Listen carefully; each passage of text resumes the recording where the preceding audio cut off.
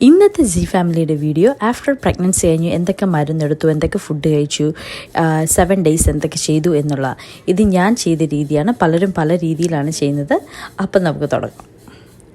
Day 1 വെറും വയറ്റിൽ നമ്മൾ ഇഞ്ചിയുടെ നീരും ഹണിയും കൂടെ മിക്സ് ചെയ്ത് കഴിക്കണം. അത് കഴിഞ്ഞിട്ട് ഞാനൊരു ബ്രേക്ക്ഫാസ്റ്റ് ലൈറ്റായിട്ട് എടുത്തു. പിന്നെ മഞ്ഞളും കുഴമ്പ് എണ്ണയെല്ലാം പുരട്ടി ഒരു 45 minutes ഇരുന്നു.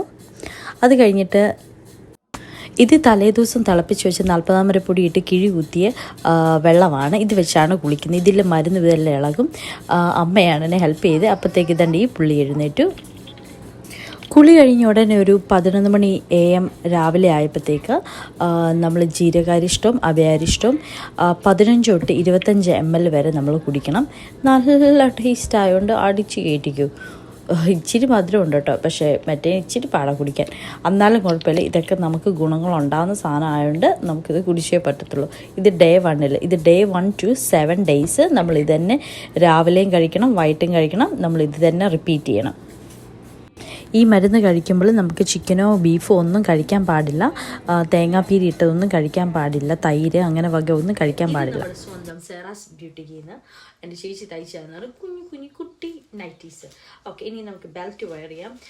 സാധാരണ മുണ്ടാണ് കിട്ടുന്നത്, പക്ഷേ എനിക്ക് ഈ ബെൽറ്റ് ഉണ്ടായതുകൊണ്ട് ഈ ബെൽറ്റ് വലിച്ച് കിട്ടിയാൽ മതി.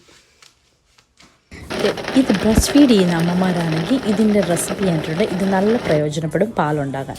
ഇതാണ് എൻ്റെ ഹെൽത്തി മീൽ ഡേ 1. ഇതാണ് റെസിപ്പി. ഇത് എല്ലാം കൂടി മിക്സ് ചെയ്ത് കുടിക്കുവാണ് നല്ലതാണ്. ഓക്കെ, ഡേ 1 വൈകിട്ടത്തെ എൻ്റെ മരുന്നാണ് ഞാൻ എടുത്തത്. 15 ml തൊട്ട് 25 ml കുടിക്കണം.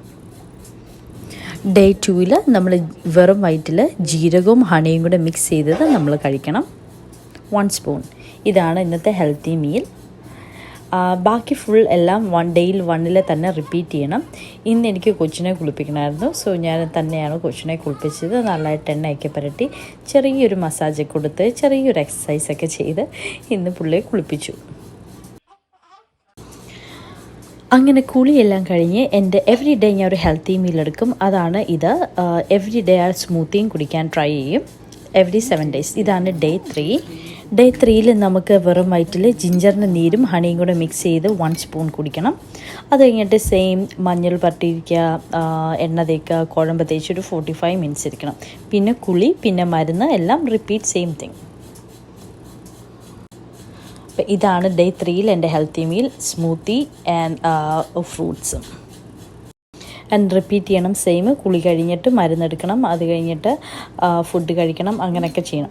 അത് കഴിഞ്ഞിട്ട് ഡേ 4 നമ്മൾ കഴിക്കുന്നത് ജീരകത്തിൻ്റെ പൊടിയും ഹണിയും കൂടെ മിക്സ് ചെയ്തത് എംപ്റ്റി സ്റ്റൊമക്കിൽ 1 spoon. പിന്നെ സെയിം റിപ്പീറ്റ്. ഞാൻ ഈ പിക്ചർ ഇട്ടിരിക്കുന്നത് 1 2 3 ഇട്ടിരിക്കുന്നത് ഈ വീഡിയോ അങ്ങ് ലോങ് ആയി പോകും, അതുകൊണ്ടാണ് ഞാൻ ഇതിട്ടേക്കുന്നത്. ഡേ 4 ഹെൽത്തി മീൽ ഇതായിരുന്നു എൻ്റെ. ഡേ 4 കൊച്ചിനെ കുളിപ്പിച്ചു. ഞാൻ എവറി അതർ ഡേയിലാണ് കൊച്ചിനെ കുളിപ്പിക്കുന്നത്. അങ്ങനെ കൊച്ചിനെ കുളിപ്പീരെല്ലാം കഴിഞ്ഞു. ഞാൻ മരുന്നെല്ലാം വൈകിട്ടത്തെ കഴിച്ചു.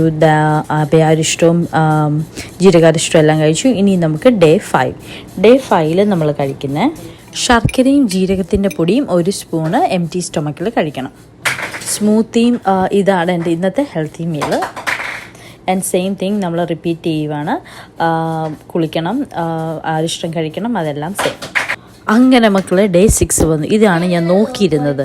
ഇന്ന് കഴിക്കുന്നത് എംപ്റ്റി സ്റ്റൊമക്കിൽ ബ്രാൻഡി 1 spoon ജീരകത്തിൻ്റെ പൊടിയുമാണ്. ഇത് നല്ലതായിട്ട് മിക്സ് ചെയ്ത് 1 spoon കഴിക്കേണ്ടത്. 1 spoon ഉള്ളല്ലോ എന്നോർത്ത് എനിക്ക് സങ്കടമായിരുന്നു. എനിവേ, ഇതാണ് ഇന്നത്തെ എൻ്റെ മീൽ, ഹെൽത്തി മീൽ. സ്മൂത്തിയും പിന്നെ ഫ്രൂട്ട്സും ബ്രെഡും സെയിം തിങ് റിപ്പീറ്റ് ചെയ്യുക. കുളിയെല്ലാം കഴിഞ്ഞ് നമ്മൾ മരുന്നെല്ലാം എടുക്കണം.